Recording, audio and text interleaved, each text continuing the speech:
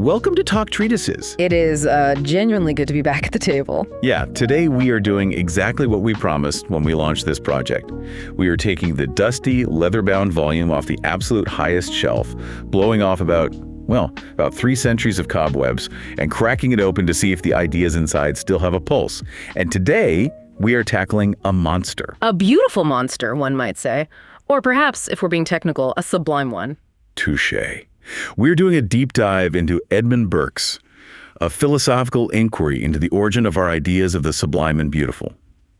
Published in 1757. Yes. Now, I have to stop us right here because for most people, the name Edmund Burke conjures up a very specific image. They think of the old grumpy statesman. Right, the guy railing against the French Revolution. Exactly. The so-called father of modern conservatism. The man in the powdered wig yelling at the cloud of Jacobinism. Yeah, but that is not who we're dealing with today, is it? Not at all. And that is such a crucial distinction to make right at the start. If you go into this deep dive expecting a political manifesto, you're going to be very confused. The Edmund Burke who wrote this text was 27 years old. Wow. He wasn't a member of parliament yet. He wasn't a giant of political theory. He was a young man, fiercely intelligent, a bit of hustler, honestly, trying to make a name for himself in the cutthroat London literary scene. It's ambitious, isn't it? Yeah. I mean, most 27-year-olds today are just trying to figure out how to pay rent or navigate a dating app. Mm-hmm. Burke decides to sit down and map the physiology of awe. And he does it by challenging the entire intellectual architecture of his time. You really have to set the scene here for the listener. This is the mid-18th century. We are deep in the age of reason. Right. The Enlightenment is in full swing. This is the era of Isaac Newton. The intellectual obsession of the day was clarity. It was about light. It was about categorization. We wanted the universe to be a clock, predictable, rational, mechanical. Right. And the prevailing theory of art and beauty at the time reflected that. It was very mathematical. It was all about proportion. Precisely. It was geometry.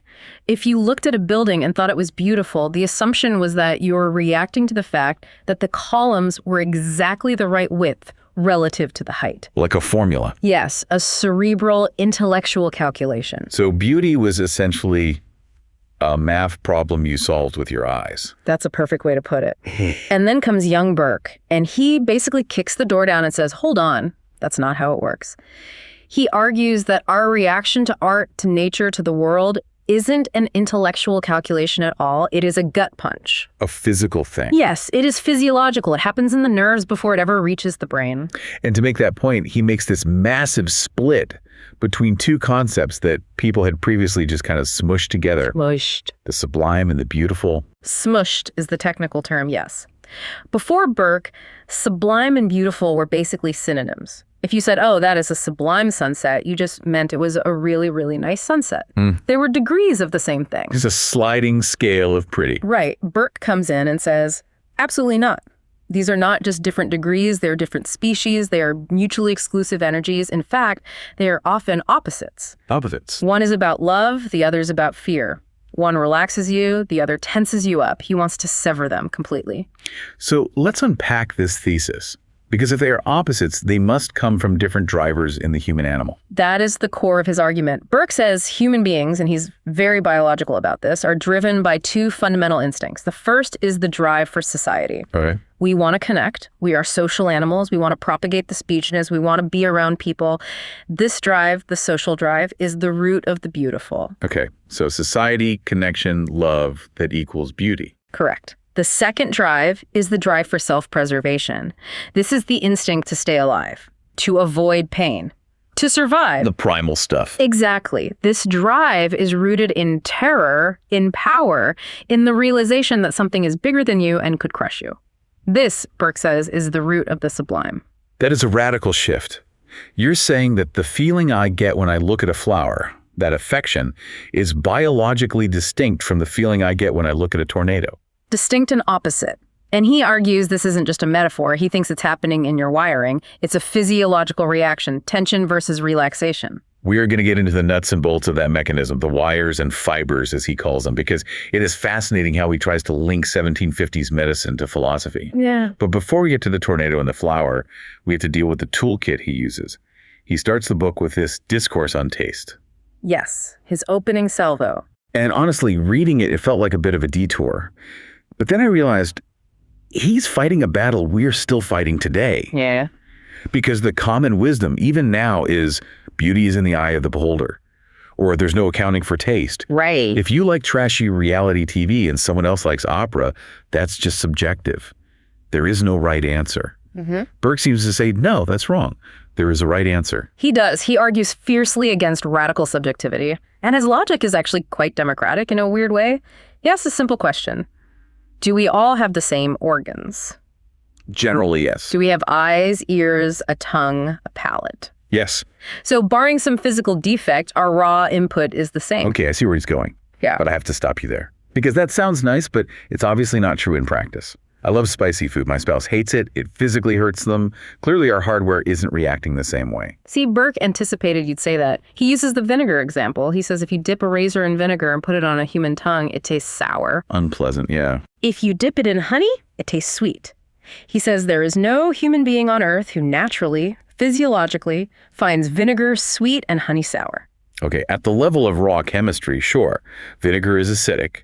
It triggers the sour receptors. Exactly. He argues that if someone claims tobacco tastes like sugar, we don't say, oh, he has a unique taste. We say, he has a sensory disorder, or his palate is totally vitiated. He argues that the senses are universal. So if the hardware is the same and the raw input is the same, why do we disagree on art? Why do you think a certain movie is a masterpiece and someone else thinks it's boring? Burke says those differences come from two places, knowledge and sensibility. Sensibility is just the degree of feeling. Some people feel things more intensely, like turning up the volume knob. Right. But knowledge is the big one. That's the critic. The critic knows more about the context, the technique, the history, but the raw sensation, the immediate hit of the art. Burke thinks that is universal. So he's trying to establish a standard. He's saying we can actually have a science of aesthetics because we are all built the same way. If we weren't, we couldn't communicate. Right. If red looked like blue to you, how could we ever agree on a traffic light? He applies that same logic to beauty and the sublime. He wants to prove that beauty isn't a whim, it's a law of nature. Okay, so we have a shared hardware. Yeah. Now let's look at the software. He breaks down human feeling into a spectrum. And this is where he gets really technical, but it's crucial. He talks about pain, pleasure, and indifference. This is where he corrects a major philosophical error of his time. Many thinkers believed that pleasure was just the removal of pain. Like the best feeling is just not having a headache anymore. Yeah, or that pain is just the removal of pleasure. Like a seesaw. If one goes down, the other must go up. Exactly. Burke rejects the seesaw. He says there are three distinct states. There is indifference, that's your baseline. You're just sitting there, not hurting, not happy, just existing. The neutral zone. Yes. Then there is pleasure, a positive sensation. And there's pain, a positive sensation. They are independent variables. You can have pain without it just being the loss of pleasure. But then he introduces this other word. And this word is the key to the whole book, delight. Yes, delight. This is where language gets tricky because in modern English, we use delight and pleasure interchangeably. Oh, this pastry is a delight. Burke is very strict here. How does he define it? He says delight is the sensation you feel when you remove pain or danger. Wait, so delight is not pleasure? No. And this is vital. Pleasure is soft. Pleasure is positive. Delight is what he calls a sober feeling. It's the feeling of relief. Oh, like near misses. It's the feeling of escaping a burning building. You aren't happy in the soft sense. You are pumped full of adrenaline and relief. That is delight. That sober feeling, that's interesting. Because pleasure makes you smile, maybe makes you sleepy, but relief wakes you up. Exactly. And this is how he explains why we like tragedy. Why do we watch sad plays? Everyone dies. It's tragic. Why is that enjoyable? Right. Nobody wants to actually experience that. It's not pleasurable in the way a warm bath is pleasurable. It provides delight. It touches on terror and pain, sympathetic pain for the characters. But because we are safe, because the pain is at a distance, we feel this intense, sober satisfaction. That sets the stage perfectly for the Sublime, because the Sublime is all about that distance from danger. Let's dive into the Sublime. This is Burke's heavy hitter. This is the concept that changed the world. So the definition. The Sublime is the strongest emotion the mind is capable of feeling, period. And it's rooted in self-preservation. And the core ingredient is terror. Terror.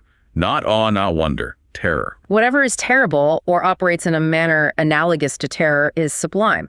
But, and this is the delight factor again, it has to be terror at a distance. Right. The example he gives, or rather the example we can extrapolate, is the tiger.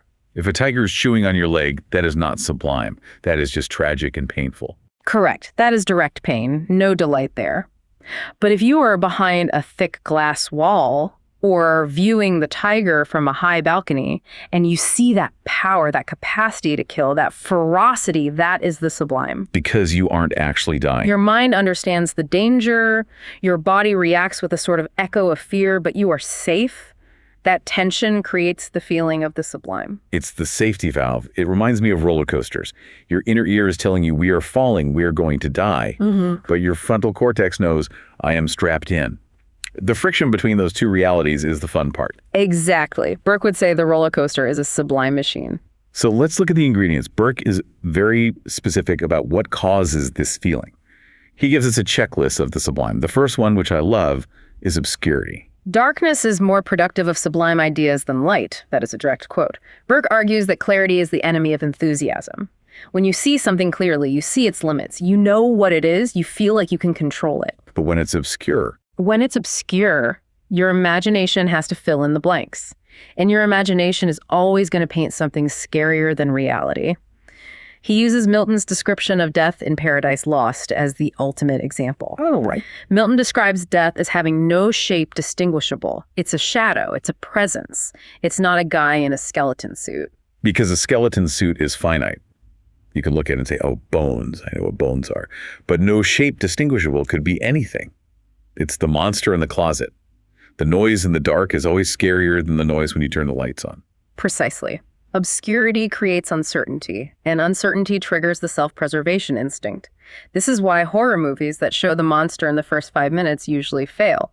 Once you see the rubber suit, the terror evaporates. It becomes an action movie. Exactly. It moves from sublime to merely dangerous. Next on the list is power. And this is where he separates strength from power. This connects back to the tiger. Burke says power is never beautiful. We might call a horse beautiful, but that's usually a racehorse or a well-groomed pony. A war horse, a bull, those are sublime. He does this comparison between the ox and the bull. The ox is incredibly strong. It can pull a plow that a person couldn't budge. But the ox is innocent. It's useful. It's servile. So it's not sublime. But the bull is dangerous. The bull has a will of its own. It has the capacity to hurt you. That makes it sublime. He says the same thing about dogs versus wolves. We love dogs. We fear wolves. The wolf is sublime. The dog is not. It's interesting that usefulness actually subtracts from the sublime. If something works for us, if it serves us, it loses that terrifying grandeur. Because if it serves us, we are the masters. The sublime requires us to feel small. It requires us to feel subservient. He even takes this to the theological level. This is where he treads carefully because, it's 1757. But he's pretty clear. He says, when we think about God, if we focus on his immense power, the power to create worlds, the power to flood the earth, the result isn't just warm, fuzzy affection. It's terror. It's awe. The fear of the Lord is the beginning of wisdom. Burke takes that literally. The sublime aspect of divinity is its omnipotence. Then we have privation. This is a weird one. What does he mean by privation? Privation means the absence of things. Vacuity, darkness, solitude, silence. Why are those sublime? They sound boring. They sound boring until you are actually in them. Think about being alone in a vast, silent desert or a sensory deprivation tank. There's nothing there.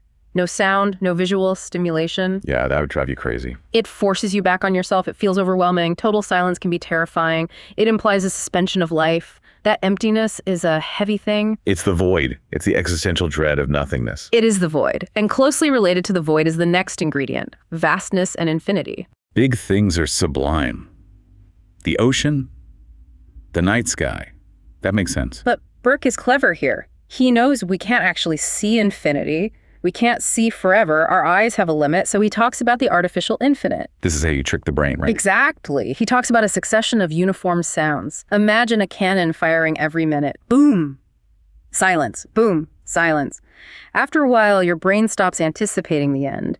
It starts to feel like an eternal cycle. I can feel that anxiety just thinking about it. You're waiting for the next boom. Or a rotunda in architecture where the eye follows the curve and finds no endpoint. It tricks the imagination into believing the object goes on forever. It's a loop. If you can't see the end, your brain assumes there isn't one. It gives up trying to calculate the size. And that giving up, that moment where the brain is overwhelmed, that is the sublime. He also mentions magnificence and light, but with a twist. A bright sunny day isn't sublime. No, that's just pleasant. That's a picnic. For light to be sublime, it has to be sudden and overwhelming. Lightning. Or stepping out of a pitch-black cave into blinding sunlight. It's the shock to the system. It's the violence of the transition that makes it sublime. So let's recap the Sublime cocktail. Terror, obscurity, power, the void, infinity, and shock. It's heavy metal. It is heavy metal. It is the storm. Now let's flip the coin. Let's talk about beauty. Because if the sublime is the storm, beauty is the warm cup of tea by the fire. But Burke has to dismantle a lot of baggage here. He does. Beauty, for Burke, is a social quality. It's geared toward the propagation of the species and the general happiness of society. The reaction it provokes is love. And he distinguishes this from lust, right? He does. He says lust is an appetite. It's a craving. Love is tenderness. It's affection. It's the desire to be near something, to protect it, to caress it. Now, this is where Burke gets his sledgehammer out and starts smashing the idols of the past. Because for centuries, artists and philosophers, going back to Plato and Aristotle, said beauty was about proportion. It was math, the golden ratio. And Burke says, nonsense. He attacks this with such vigor. He uses the plant argument. He says, look at a rose. It's a flower on a small, rugged shrub. Look at an apple blossom. It's a flower on a big tree. Look at a pansy on a stalk. They all have totally different proportions of stem to flower to leaf. Yet they are all beautiful. Where is the math? That's a good point. If beauty was a formula, only one of those would be the correct flower. Exactly. He does it with animals, too. The swan and the peacock. Right. A swan has a long neck and a short tail. A peacock has a short neck and a massive tail. Both are considered beautiful. If beauty was a mathematical formula regarding neck-to-tail ratios, one of them would have to be ugly. Since they aren't, beauty cannot be math. That is surprisingly hard to argue with, but surely there is some logic to it. Burke says no. He destroys the fitness argument, too. Okay, we need to explain fitness first, because today we think of fitness as going to the gym. Right. In philosophy, fitness is the idea that form follows function.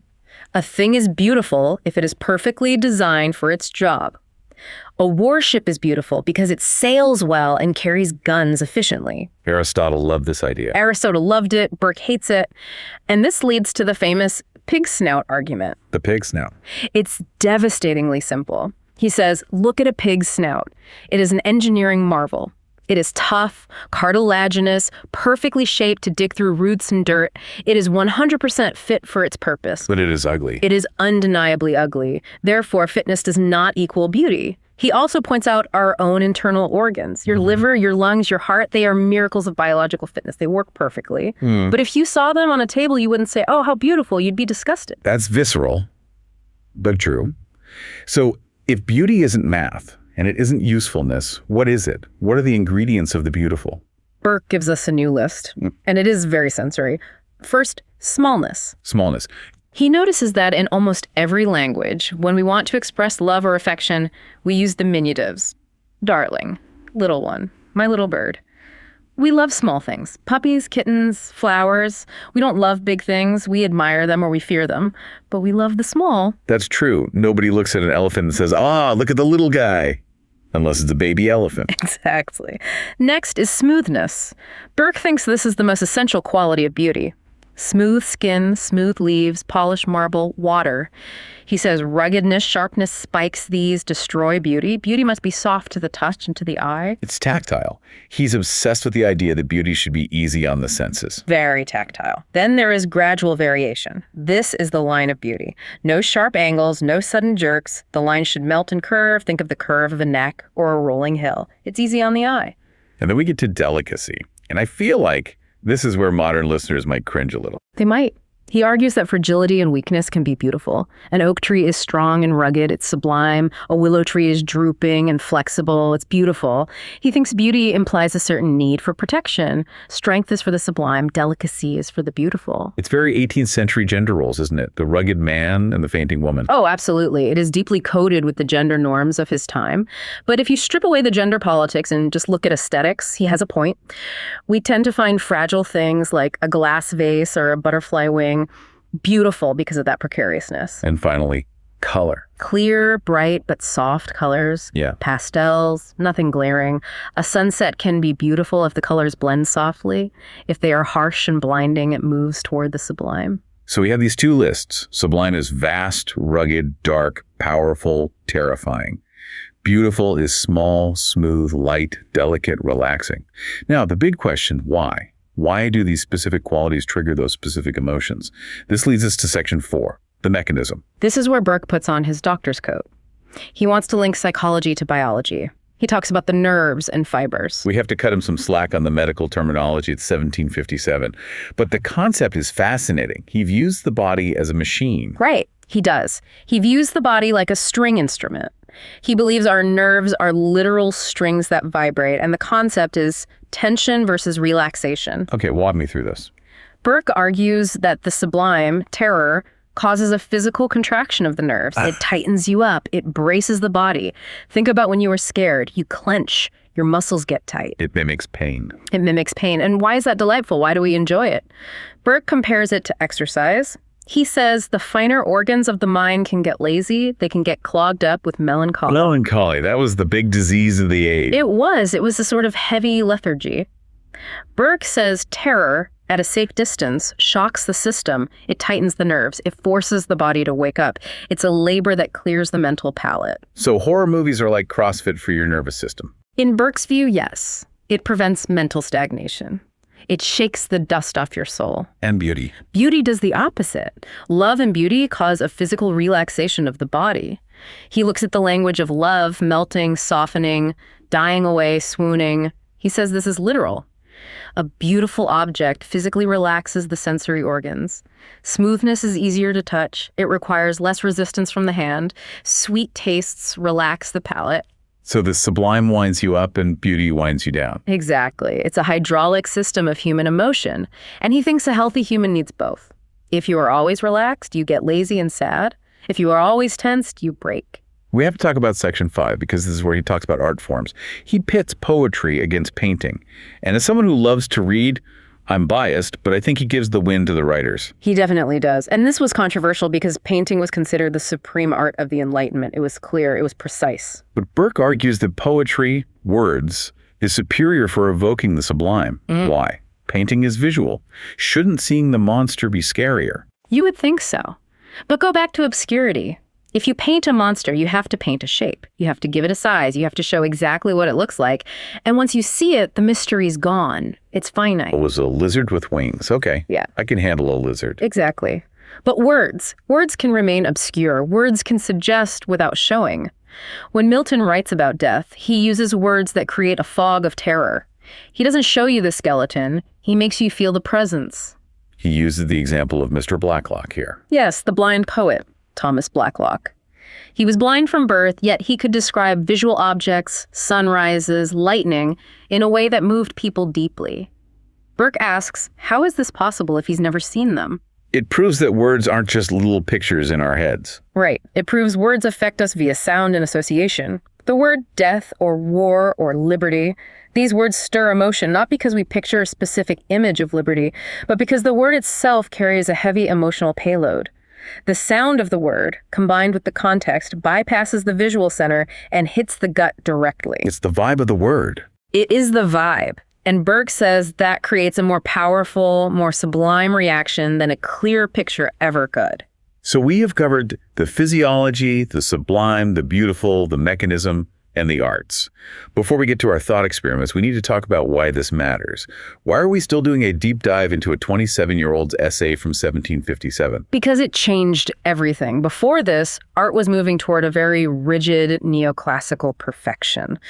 Burke kicked the door open for Romanticism. He legitimized the dark side. He did. He validated the idea that fear, darkness, and irrational emotion are valid artistic experiences. Without Burke, you don't get Gothic literature. You don't get Frankenstein. You don't get the landscape paintings of Turner, which are all swirling mist and light and obscurity. He gave artists permission to be scary. And to be vague, to prioritize feeling over form. And in the modern world, this explains so much of our entertainment. We are obsessed with the sublime. IMAX movies, extreme sports. The roller coaster is the ultimate Burkean machine. It simulates the terror of falling, which is the sublime, but you are strapped in, which is safety and delight.